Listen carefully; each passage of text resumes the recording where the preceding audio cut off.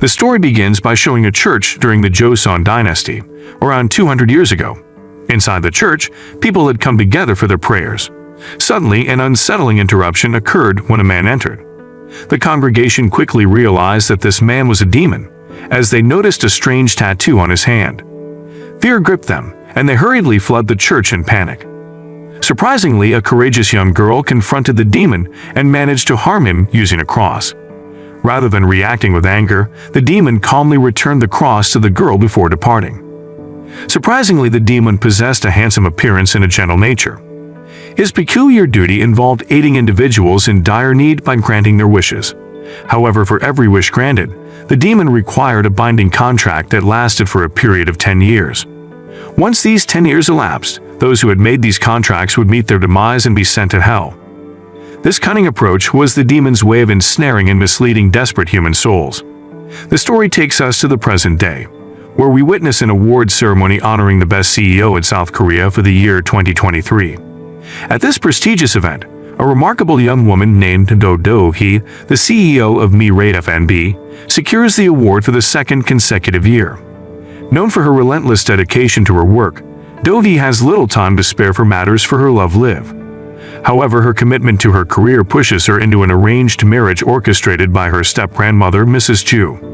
Faced with Mrs. Ju's threatens to refuse a health test if Do-hee declines a blind date. In the end, Do-hee reluctantly consents to the arranged meeting to appease her step-grandmother. On the other hand, the demon from 2 centuries ago visits a sauna, aiming to collect the life of a mafia boss who had made a contract with him a decade ago. The demon's purpose is to fulfill the contract and escort the mafia boss to hell. However, the mafia boss, crafty and unwilling to give up his life easily, pretends to forget the arrangement and even tries to negotiate with the demon to spare him. But the demon remains uninterested in any offers and proceeds to claim the mafia boss's life, leading to his demise from a heart attack. Meanwhile, Do-hee arrives at a restaurant for her scheduled blind date. Surprisingly, she encounters the handsome demon, who has reserved the entire restaurant to enjoy his day after taking a human life. Do-hee, initially uninterested in dating, finds herself drawn to the demon's charm. However, she continues to express her dissatisfaction with the arranged marriage, leaving the demon perplexed as he had not intended to partake in matchmaking events. Do-hee asks the demon to reject the arranged marriage while giving him her business card and requesting his card in return. Surprisingly, the demon has a name, Jung. He's not just a demon but also the owner of the Sumwol Foundation, which focuses on preserving traditional South Korean culture. After the designated time for their date has passed, Do-hee decides to leave. However, just as she's about to exit, the henchmen of the mafia boss, whose life was claimed by Gu-won earlier, show up. The mafia boss's right-hand man, named Song-won, purposely disrupts the occasion by almost hitting Do-hee with a cake that a waiter was carrying on behalf of Gu-won. Seeing the cake about to hit Do-hee, Gu-won swiftly moved her out of harm's way to save his cake. Surprisingly, this action made Do-hee even more intrigued, and she mistakenly believed that Gu-won had arranged the cake as a birthday surprise, since it happened to be her birthday that day. Feeling embarrassed, Do-hee asked for a moment to visit the restroom. However, Gu-won was too engrossed in enjoying his cake and paid little attention to her request. As Gu-won was about to savor his cake, Song-won ended up ruining it. This infuriated Gu-won, and he confronted Song-won and his associates. In the meantime, Do-hee returned from the restroom to find the cake in ruins. Gu-won, visibly frustrated by the situation, angrily dismissed Do-hee, leaving her upset due to the misunderstanding. Do-hee's distress deepened when she discovered that someone was trying to tarnish the reputation of her company, Dramafan, which she had built alongside Mrs. Ju. Mrs. Ju, a wealthy widow who had adopted Do-hee after her parents' passing, had 2 children she considered troublesome. Her eldest son, Sok-min, held the position of CEO at Mirai Electronics, but battled alcoholism. He was married to Sira, who had a penchant for plastic surgery, and they had a son named Jung, who displayed peculiar behavior. Mrs. Ju's second child is Soo-won, and she serves as the CEO of Mirai Apparel. Soo-won is enamored with the bustling city life of Paris, France, and she's a mother of twins. Her husband, a professor in the United States, is often away from home. Additionally, Mrs. Ju has a nephew named Sak-un, whom she views as her business partner. After the blind date incident, Do-hee receives a sudden message from Mrs. Ju, causing her to panic and rush to the hospital. Do-hee fears that something terrible has happened to Mrs. Chu, but it turns out to be a clever ruse orchestrated by Mrs. Chu to celebrate Do-hee's birthday. Despite knowing that Do-hee dislikes birthday celebrations, Mrs. Chu goes out of her way to mark the occasion because she cares deeply for her. In the past, Mrs. Chu even visited Do-hee's school in a luxury car to shield her from any ridicule related to being an orphan. She also attempted to influence Do-hee's romantic relationship by offering her boyfriend shopping vouchers, as she disapproved of their involvement. Mrs. Chu then inquires about the blind date she had arranged earlier. Soon after, Do-hee's assistant, Mrs. Sin, receives news that the matchmaker agent had provided the wrong restaurant address. As a result, Mrs. Sin contacts Gu-won to apologize and offer compensation. However, Gu-won refuses the apology, still upset about his ruined cake. At the same time, Mrs. Chu had arranged another match for Do-hee because she was concerned about her advancing age and feared that she might pass away without witnessing her daughter's marriage. Upon discovering that she's about to be matched by Mrs. Chu once more, Do-hee decides to escape from the hospital. In the meantime, Do-hee goes to the beach, where she reflects on her past moments with her parents. Feeling lonely on her birthday, she decides to have a drink to help her cope with the day. On the other hand, Gu-won is searching for desperate individuals who require his services, but he senses an unusually calm night. On the other hand, Do-hee, slightly intoxicated, decided to book an online taxi to go home. During the ride, she woke up and checked her phone, only to realize that the journey was taking an unexpected turn. It turned out that the driver had sinister intentions and wanted to harm her. Fortunately, Do-hee managed to escape from the taxi and began running in fear. As she fled, she suddenly encountered Gu-won. At first, Do-hee suspected that Gu-won might be working with the driver, but she felt desperate and eventually gathered the courage to ask for his help. However, Gu-won was not willing to assist without a price, and he asked Do-hee to sign a contract first. In the chaotic situation, Do-hee found it confusing to think about signing a contract. Nevertheless, Gu-won agreed to help her with the condition that she would sign a contract later. He then confronted the driver who had posed a threat to Do-hee. In the meantime, Do-hee got back into the car to escape. Surprisingly, Gu-won used his strength to subdue the driver, causing him to collide with the car window. This startled Do-hee, and she hid behind a road divider. Gu-won approached her to ensure that she would fulfill the contract they had discussed. They shook hands, causing the cross tattoo on Gu-won's hand to emit a strange light. Unexpectedly, the driver, who had not succumbed to his injuries, attempted to run both Do-hee and Gu-won over. Do-hee, losing her balance, fell into the sea, followed by Gu-won. Initially, Do-hee was conscious and tried to save herself, but when she saw Gu-won struggling in the water, she decided to help him. Unfortunately, Gu-won was too heavy to lift, and Do-hee eventually ran out of breath and lost consciousness. Fortunately, they both survived the ordeal, and when Do-hee regained consciousness, she was relieved to find Gu-won safe. However, Gu-won appeared distressed as the cross tattoo on his hand had disappeared. Upon closer inspection, they realized that the cross tattoo had transferred to Do-hee's hand. Gu-won then held Do-hee's hand and everything seemed to slow down around them. Even the crashing waves froze momentarily. Do-hee grew increasingly curious about Gu-won's true identity, but before she could inquire further, she suddenly fainted, causing the waves to resume their motion. Not long after, Do-hee found herself in the hospital upon regaining consciousness. To her surprise, Gu-won was there as well, and he displayed a remarkably polite and caring attitude towards her. This made Mrs. Sin, who was also present, feel awkward and hastily leave the room. Once Mrs. Sin left, Gu-won's demeanor returned to its earlier unfriendly state. He explained that he was there because something belonging to him had been transferred to Do-hee. It was then that Do-hee noticed the tattoo on her hand. She dismissed it as something she probably got while being too drunk to remember, and expressed her intention to remove it with laser treatment. This announcement infuriated Gu-won, and he threatened to harm Do-hee while tightly gripping her hand. Furious, Do-hee was determined to slap Gu-won, but he regained his strength as he held her hand, preventing her from doing so. However, Gu-won intentionally let go of her hand, allowing her to slap him and send him flying. He understood that his power would return if he touched Do-hee again. Not long after, the police investigators arrived to question Do-hee about the murder attempt from the previous night.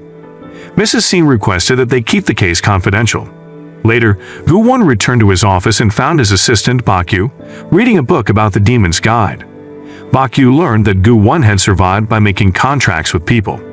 Gu-won asked Bakyu to gather information about Do-hee, revealing that she had taken something from him. Surprisingly, Bakyu noticed that the cross tattoo on Gu-won's hand had disappeared, indicating that his powers were gone, which left him concerned about Gu-won's survival and his own job security.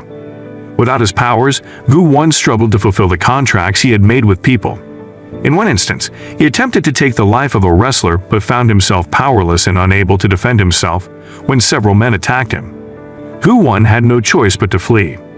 Meanwhile, Do-hee had been discharged from the hospital, and Mrs. Seen informed her that she had disposed of the car Do-hee had used during the previous day's incident. Do-hee then recounted her encounter with Gu-won to Mrs. Seen, believing that he had taken advantage of the situation to create a business contract that would harm her company.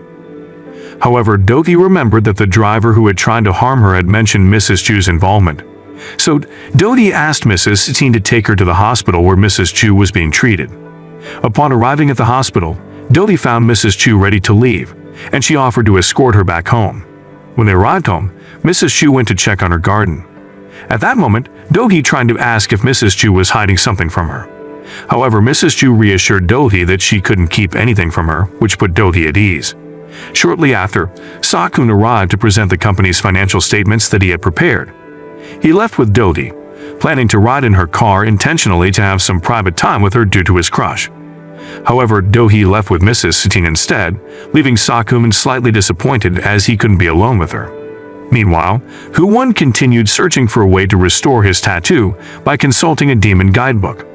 Frustrated, he contacted Bakyu to check on the progress of the information about Do-hee he had been gathering.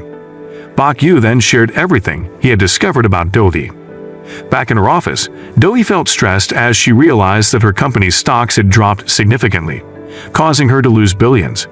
Even her employees hadn't found a solution to recover the stock value. Mrs. Seen then arrived and informed her about an appointment with Suwon.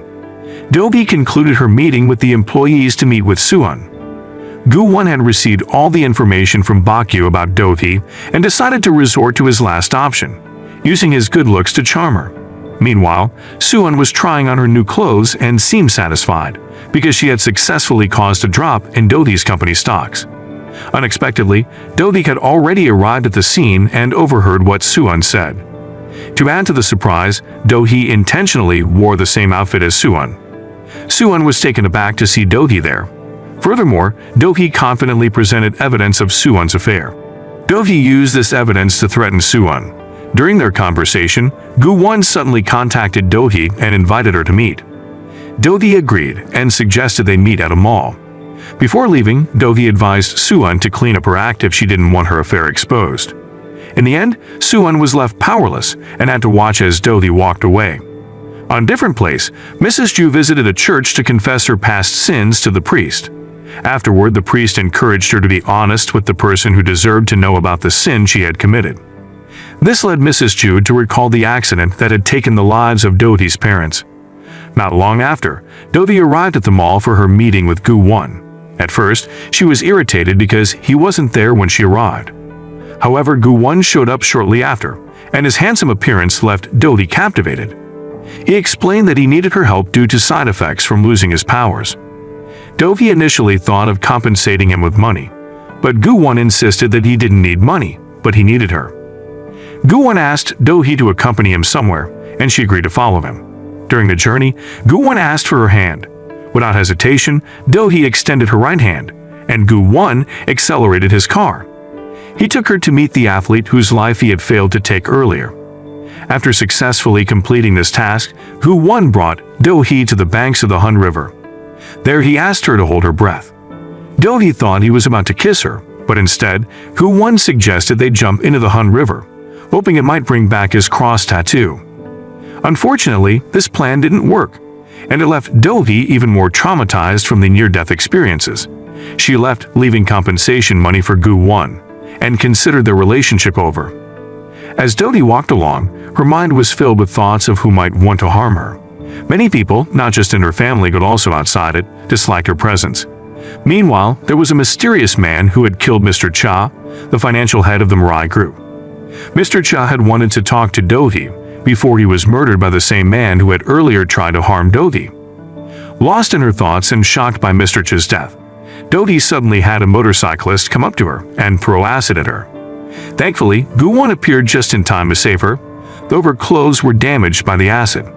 This frightening incident left Dodi in a state of panic, but Gu-won quickly held her right hand and magically, her burnt clothes were restored. Seeing this incredible feat, Dodi couldn't help but ask Gu-won who he really was. In response, Gu-won revealed that he was a demon. After the incident, Dodi met with the police to talk about the acid attack on her. The police explained that the acid used could really hurt or even kill someone. When they asked if she had any idea who did it, Dodi didn't want to say everything she knew in front of them. On her way back, she couldn't stop wondering about Gu-won and asked about the demon. Gu-won explained that demons made deals with people to grant their wishes, but Dodi wasn't sure if she believed him. Still, she didn't mind and even asked Gu-won to be her bodyguard. Dodi knew that Gu-won needed her because his tattoo was on her, and she needed Gu-won because she knew he was strong due to his tattoo. However, Gu-won refused and continued to decline despite Dodi's repeated requests. Nonetheless, Gu-won still escorted Dodi to her home to ensure her safety. Meanwhile, the man who threw acid at Dodi followed her home. Later, he went back to his house, feeling frustrated because the acid attack didn't work. When Gu-won got home, he told Bakyu about being asked to be Dodi's bodyguard. He didn't like the idea and thought it made him look bad as a demon. But Bakyu encouraged him to do it, which annoyed Gu-won. Shortly after, Dodi messaged Gu-won again, and this time, she even threatened to remove his tattoo with a laser if he refused. After sending a message to Gu-won, Dodi came across news about Mr. Cha's demise, the financial head of Murray Group. Worried, Dodi immediately contacted Mrs. Chu and had asked if there were any issues at her office. She also mentioned that Mr. Cha had tried to share important information with her before, but she had ignored it. She found it suspicious that he ended up doing the unthinkable just a day later. However, Mrs. Chu refused to answer her questions and told Dodi not to get involved in her problems.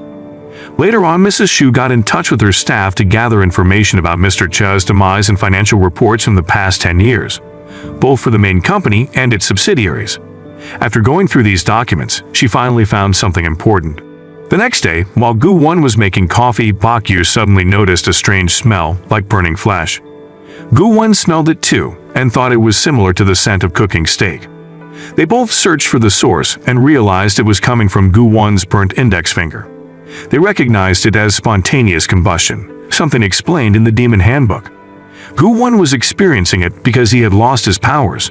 They panicked and quickly put out the fire on Gu-won's finger. Soon after, a theater actress named Jung arrived and helped extinguish the fire with water, finally bringing an end to the strange incident. Later, Gu-won got in touch with Dodi and asked to meet up. When they met, Gu-won wasted no time in declaring that he wanted to be Dodi's bodyguard. This made Dodi happy, but she also found it odd because Gu-won accepted the offer so suddenly. However, he didn't give a reason for his decision, but he convinced Dodi not to dwell on it, as Gu-won was now officially her bodyguard.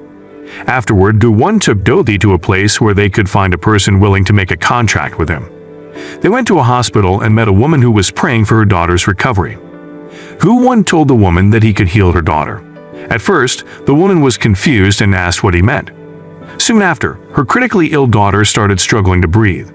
Seeing this, Gu-won snapped his fingers, stabilizing the girl's breathing. The woman felt relieved and asked how her daughter got better. Gu-won explained that she had to sign a contract and that she would go to a bad place after 10 years. Dodi disagreed and asked Gu-won not to pressure the woman, giving her time to think. Surprisingly, the woman agreed, even willing to go to a worse place than hell if it meant her daughter could recover. Dodi was shocked by what she saw. After making the contract, Gu-won seemed happy because it helped with his spontaneous combustion. But Dodi was annoyed with him for taking advantage of people's misfortunes for his own gain. Gu-won, on the other hand, said that Dodi also used him for her own purposes. Upon hearing this, Dodi decided to part ways with Gu-won and not use him anymore. Meanwhile, Mrs. Chu seemed to be reprimanding the mysterious man, expressing her anger for his audacity in taking someone's life.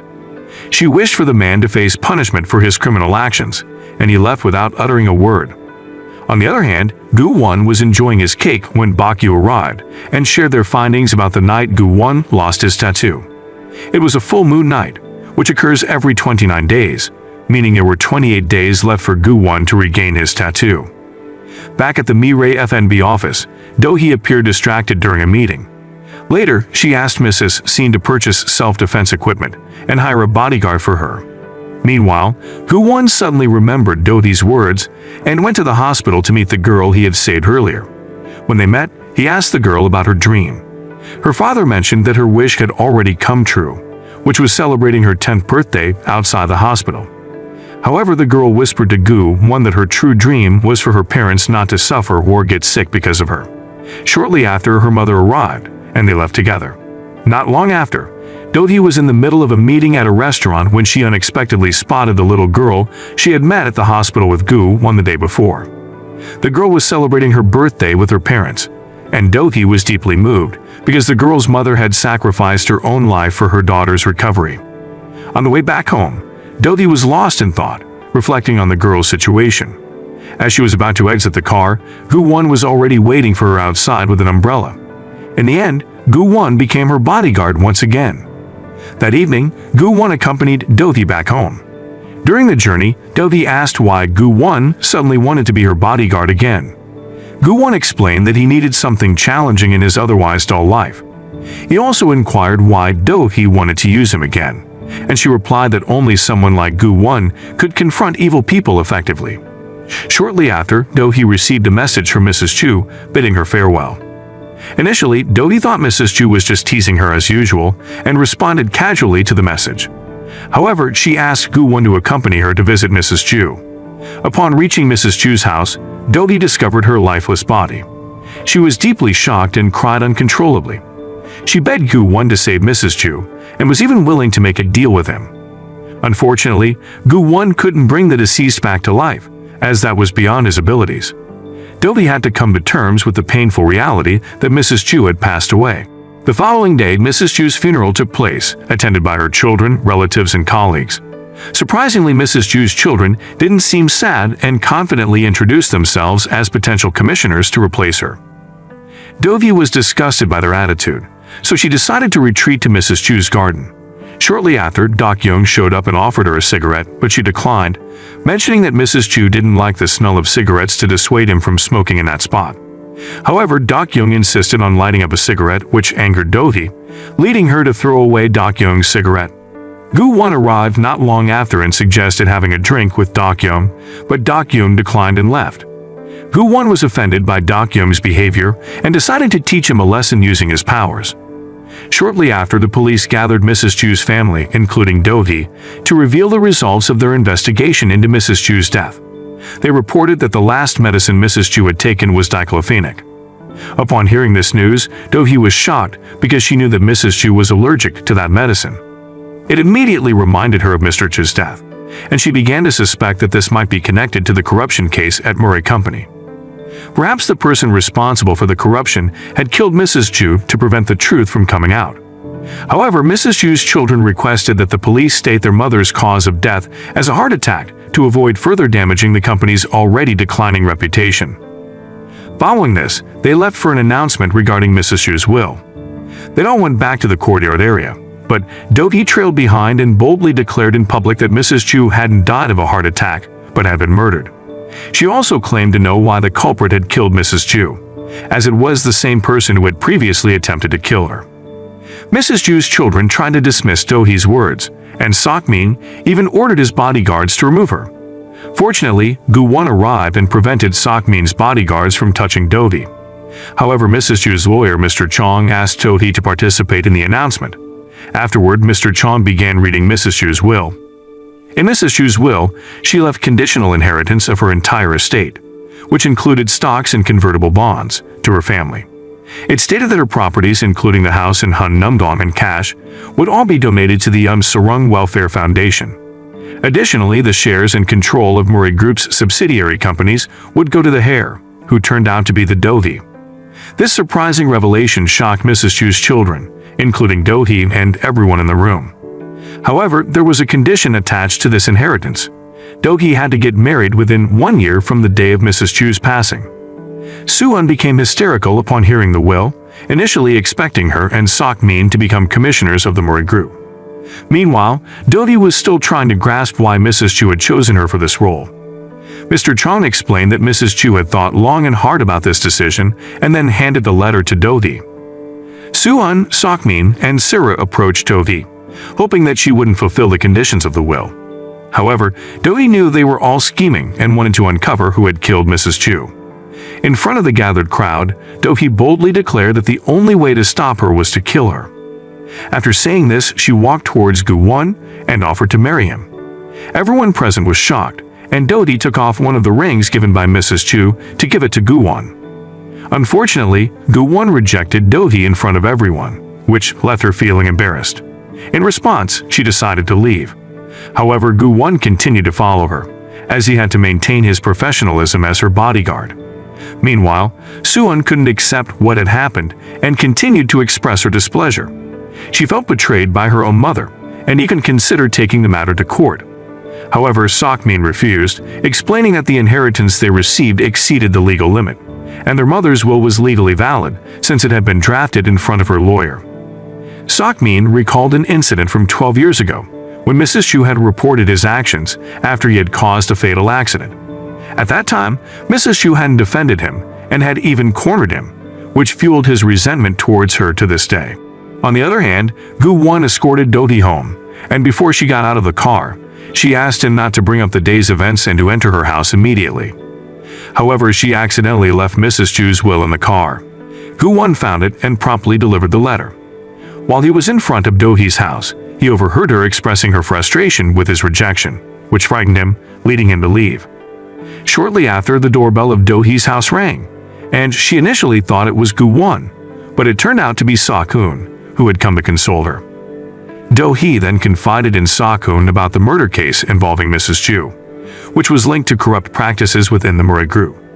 She expressed her determination to assemble a team to uncover the identity of the perpetrator, even if it put her in danger. She felt her life was already at risk. Sakun initially tried to dissuade her, clearly concerned for her well-being. However, Do-hee believed that all of this was her fault, and that none of it would have happened if she didn't exist. Moreover, Mrs. Chu was killed just as she was about to pass on her position as commissioner to Do-hee, adding to her resolve to uncover the truth.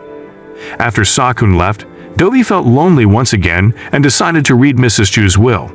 Shortly afterward, she received a message from Mrs. Seen, informing her that news of her rejection by Gu-won during the proposal had gone viral on social media.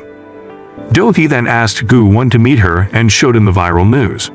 She speculated that Gu-won might have rejected her due to their differing social statuses and the fear of being seen as materialistic for marrying a prospective commissioner.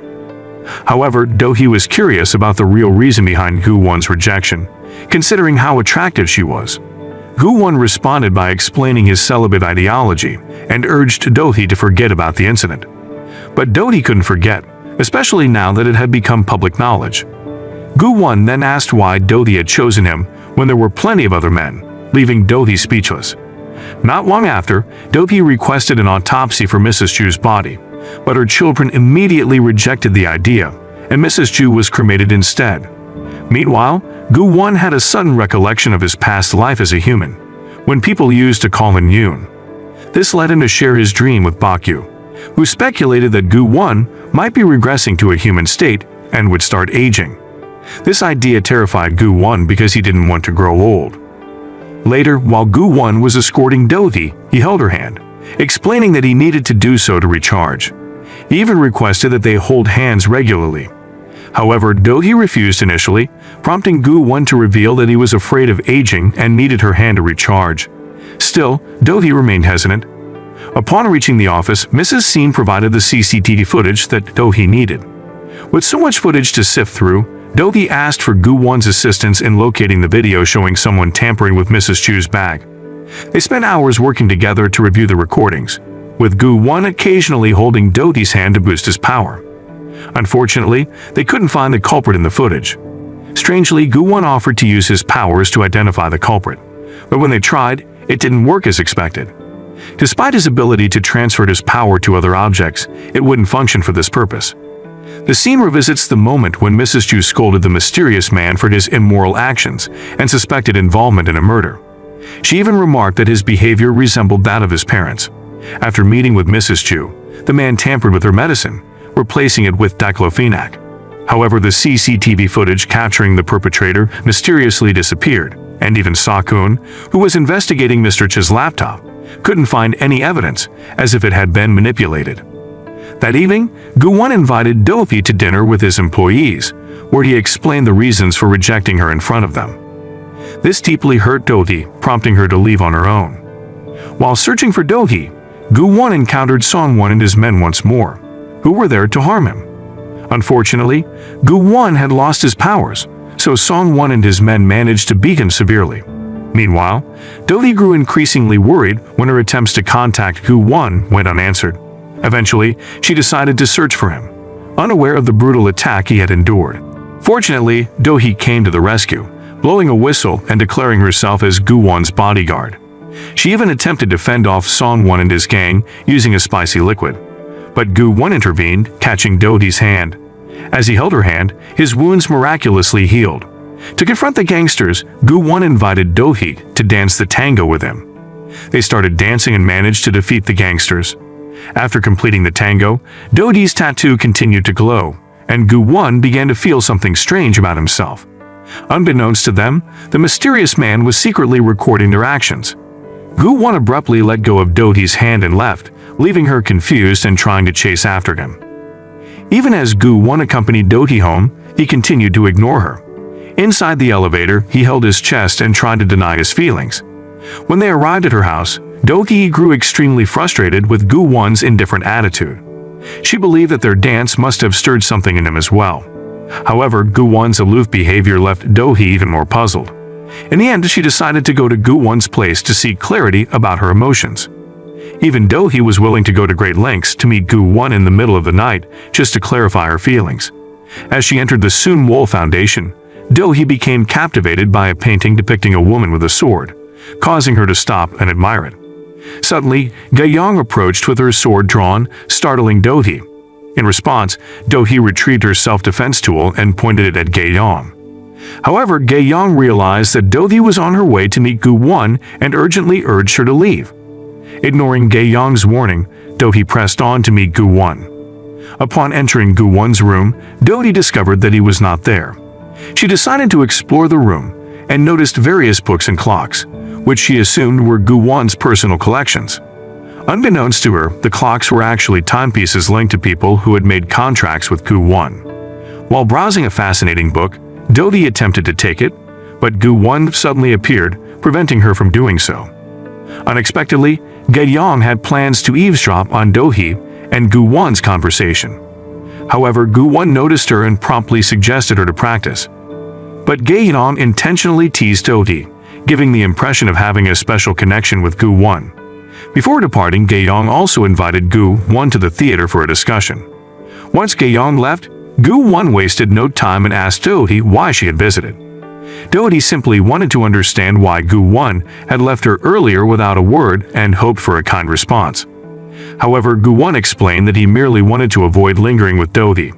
Disheartened by his response, Do-hee left Gu-won's room. Despite his apparent indifference, Gu-won immediately called Bakyu to ensure Do-hee's safety on her way home. Meanwhile, Dak-yeom was having a consultation with a doctor. During their conversation, Dak-yeom casually mentioned that he had killed someone, startling the doctor. However, Dak-yeom quickly dismissed it as a joke. Afterward, Dak-yeom left, and the doctor referred to him as a madman, which offended Dak-yeom. At the same time, Sok-min was meeting with the directors of the Mura group, attempting to persuade them to choose him as the replacement commissioner. Initially, the directors believed that Do-hee should rightfully become the commissioner, according to Mrs. Chu's inheritance rights. However, Sok-min immediately resorted to threatening them with their past involvement in corrupt activities. As for Dak-yeom, who had been hurt by the doctor's words, he brutally attacked and assaulted the doctor. Upon returning home, he encountered his father and was asked if there was anything suspicious about Mr. Cha, the chief financial officer of the company Dak-yeom led. However, Dak-yeom replied that there was nothing suspicious about Mr. Cha, and then excused himself to his room. Meanwhile, Sarah was listening to music, reminiscing about the events leading up to Mrs. Chu's tragic death due to the incorrect medication. Her thoughts were suddenly interrupted by the arrival of her husband. On another place, the enigmatic man, who had previously attempted to harm Do-hee, was sharing a video recording of Do-hee and Gu-won dancing the tango with someone who appeared to be his superior. However, when they played the video, the part showing Gu-won's extraordinary abilities had been mysteriously damaged. Upon receiving an explanation from the mysterious man, his superior instructed him to eliminate Do-hee when she was not in the company of Gu-won. The next day, Gu-won resumed his duties as Do-hee's bodyguard, and the mysterious man targeting Do-hee had cleverly disguised himself and infiltrated Do-hee's office as an employee. On that particular day, a meeting was held to vote on the emergency management system status. The board of directors nominated Sok-min, the CEO of Mirai Electronics, to be the replacement commissioner. According to the voting results, Sok-min successfully secured the position of replacement commissioner. However, Do-hee mentioned that she was only temporarily entrusting the company to Sok-min, as she believed she would soon become the commissioner herself. Sok-min expressed his anticipation of receiving an invitation to Do-hee's wedding, as Mrs. Ju's request indicated that Do-hee could become a commissioner once married. At the meeting, Sok-hoon requested a private conversation with Do-hee. He had come across a financial report from the Mirai Group from 2 years ago, and he found something suspicious in it. The Mirai Group had paid a high price for the purchase of a ship and a small company 2 years ago, but there were doubts about the ship's whereabouts, and the small company had gone bankrupt. Do-hee suspected this might be a typical case of accounting fraud and hoped that the report could serve as evidence to corner Mrs. Ju's children. They later met with Mr. Chong and intended to report what Sok-hoon had discovered. However, Mr. Chong hesitated to take action because there was no concrete evidence, and the opposition they were facing was far from ordinary. Following this, Do-hee went to the police station to inquire about the progress of her report regarding the person who had attacked her with acid. The police were facing challenges in identifying the attacker based solely on a sketch of their face, leading to no significant development so far. Upon hearing this, Do-hee offered herself as bait to lure out the attacker, but the police were reluctant to take such risks and promised to continue their investigation. After finishing all her tasks for the day, Do-hee headed to a restaurant to meet someone named Woo-soon. He was the man she had failed to meet during the arranged date set up by Mrs. Ju. Woo-soon turned out to be a narcissistic and talkative prosecutor with a terrible sense of humor and annoying behavior. Even Gu-won had to use his powers to make Woo-soon feel uneasy. But Do-hee was running out of time and still wanted to marry Woo-soon quickly so she could become a commissioner soon. She immediately asked Woo-soon to register their marriage that day, and Woo-soon happily agreed. However, Gu-won disagreed with Do-hee's decision. Nevertheless, Do-hee chose Woo-soon because he was a prosecutor who might be able to help her when dealing with Mrs. Ju's children. Later, Do-hee promptly contacted Mrs. Seen to prepare everything for her wedding. Seeing Do-hee reluctantly going through with all this, Gu-won suddenly stopped his car and invited Do-hee to catch the person targeting her. The two of them went to see the leader of the gang that Gu-won had previously confronted, Song-won. Gu-won asked Song-won to help locate and capture the attacker, even resorting to threats. However, Do-hee refused because she didn't want anyone to be harmed. Gu-won became frustrated with Do-hee's lack of determination and told her that she was the root cause of their problems. Offended by his words, Do-hee fired Gu-won as her bodyguard, and he agreed to leave her alone. Some time later, Mrs. Seen picked up Do-hee and took her home. Unexpectedly, the mysterious man was already inside Do-hee's house, watching her. While Do-hee was alone at home, her music player suddenly turned on, leaving her confused. Shortly after, the man attacked her, quickly sedating Do-hee until she lost consciousness. He then hung her from a cloth on the balcony railing, preparing to drop her. As Do-hee woke up, she screamed. When the man tried to silence her, she managed to trigger an SOS call to her emergency contacts, which also reached Gu-won. Coincidentally, Gu-won was still awake, watching Gae-dong practice, so he rushed in a panic to Do-hee's apartment. Upon arriving at Do-hee's apartment, they found that the elevator was out of order, forcing Gu-won to climb the stairs manually. Despite feeling tired during the climb, Gu-won was determined to save Do-hee. The mysterious man had not left and attempted to harm Gu-won's hand as he clung to the balcony railing. Luckily, Gu-won grabbed the tattoo on Do-hee's hand, allowing them to move to the emergency staircase. Do-hee immediately hugged Gu-won and cried out of fear, and Gu-won tried to comfort her as she cried hysterically. Shortly after, Sok-hoon arrived, since he was also listed as an emergency contact on Do-hee's phone.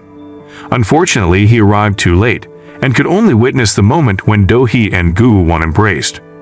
Once things calmed down, Do-hee began to share details about the mysterious man. She mentioned that the man seemed to take pleasure in seeing her frightened, and the song he played had a specific meaning. Do-hee checked the CCTV footage on her phone, but noted that the suspect looked different. Even Gu-won agreed, noticing the neck wound on the suspect, which reminded Do-hee of her former driver, who had a similar injury. Gu-won deduced that the man might be the same culprit, but had intentionally altered his appearance, making it difficult to identify him. Sakun, upon hearing Do-hee and Gu-won's explanations, looked puzzled. He asked Gu-won who he truly was and how he had managed to save Do-hee in such an impossible situation. Sakun was also curious about what Do-hee and Gu-won were keeping from him.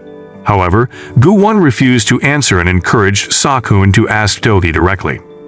Meanwhile, Do-hee returned to the balcony, still trying to process the near-death experience she had just endured. Shortly after, Sakun proposed to Do-hee, extending his hand. Unexpectedly, Gu-won also appeared and proposed to Do-hee, offering his hand. Do-hee was bewildered by the dual proposals from the two men and asked for some time to think. The following day at the office, Do-hee found it challenging to concentrate, her thoughts still preoccupied by the events of the previous night. Meanwhile, Bakyu arrived with food for Gu-won. As they shared a meal, Gu-won noticed Sakun arriving with a bouquet of flowers. Sakun handed the flowers to Do-hee as a symbol of his proposal, but they both chuckled nervously, feeling uneasy. Gu-won observed their closeness and couldn't help but feel jealous, even though he didn't admit it. Later, Do-hee and Sakun continued their conversation, and Sakun confessed that when he witnessed Do-hee propose to Gu-won the day before, his heart felt like it might burst from jealousy. Since then, Sakun realized that his feelings for Do-hee were no longer the same as before. She was surprised to discover her changing feelings towards Sakun, whom she had considered family until then. Not long after, Do-hee attended the groundbreaking ceremony for the second Mirai Group factory. Her presence surprised Sakmin and the others who saw her there. However, the most astonished was Dakyong, who couldn't believe Do-hee was still alive. Do-hee intentionally attended the event to announce her impending wedding, which was scheduled for the following day. During the ceremony, Do-hee noticed a man with a neck scar, similar to the one on her attacker from the previous night. The next day, the wedding finally arrived, and Do-hee looked radiant in her wedding dress. She used this special occasion to promote her new product. Before the ceremony commenced, Do-hee made a silent promise to Mrs. Ju, vowing to move forward and uncover the truth. As the ceremony began, Do-hee stood at the altar, eagerly anticipating her groom. To her surprise, it was Gu-won who stood before her. She had chosen Gu-won as her partner without any particular reason, except for the fact that she believed he could protect her from harm. With this in mind, she decided to marry him, and they exchanged their wedding vows. However, prior to their wedding date, Do-hee had presented Gu-won with a marriage contract, outlining the terms they both needed to follow until they achieved their respective goals. After exchanging their vows, they joyfully walked down the aisle to greet their guests. In that moment, Do-hee noticed a strange smile on Dakyung's face, which hinted at something suspicious. Now, Gu-won and Do-hee were living together. However, when Gu-won first entered the house, he thought it had been burglarized because it was in such a disarray. In truth, Do-hee hadn't had time to tidy up her home due to wedding preparations. Upon hearing this, Gu-won kindly asked for Do-hee's hand and used his powers to clean up her house. Realizing Gu-won's abilities, Do-hee asked him to help her retrieve some clothes she had previously thrown away in the trash using his powers. On the other hand, Sakun remained in his office, working diligently. Suddenly, he became curious and began searching for information about Gu-won's Sunwol Foundation. He stumbled upon an article about the completion of the new Sunwol Theater construction on June 7, 1977. Sakun promptly contacted someone and requested more details about the Sunwol Foundation, including information from old newspapers that mentioned Sunwol. The following day, Gu-won woke up feeling a bit strange because he had another dream about his time as a human. He was abruptly awakened by a noisy commotion outside his room, which turned out to be Do-hee having breakfast. Gu-won couldn't help but be captivated by Do-hee's innocent appearance, just as she had woken up, enjoying a simple meal of bread and milk. Without thinking, he complimented Do-hee's beauty, even though she had just rolled out of bed. Do-hee blushed with embarrassment, Coincidentally, it was a holiday that day, so she suggested that Gu-won join her in investigating the culprit. Initially, Gu-won hesitated because Sakun was also looking into Mr. Cha's death. However, Do-hee argued that gathering information from the living could be faster than dealing with the deceased.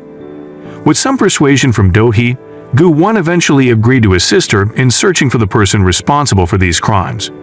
Gu-won pointed out the challenge of not knowing the perpetrator's true identity, but Do-hee revealed her suspicions about Dak-yeong. They decided to tail Dak-yeong. Do-hee extended her hand and asked Gu-won to use his powers to teleport them to Dak-yeong's location.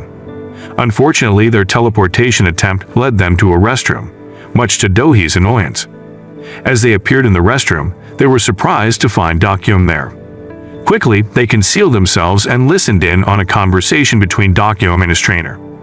Dak-yeong was being scolded for nearly causing harm to his friend, but he responded with anger, insisting that killing someone was normal.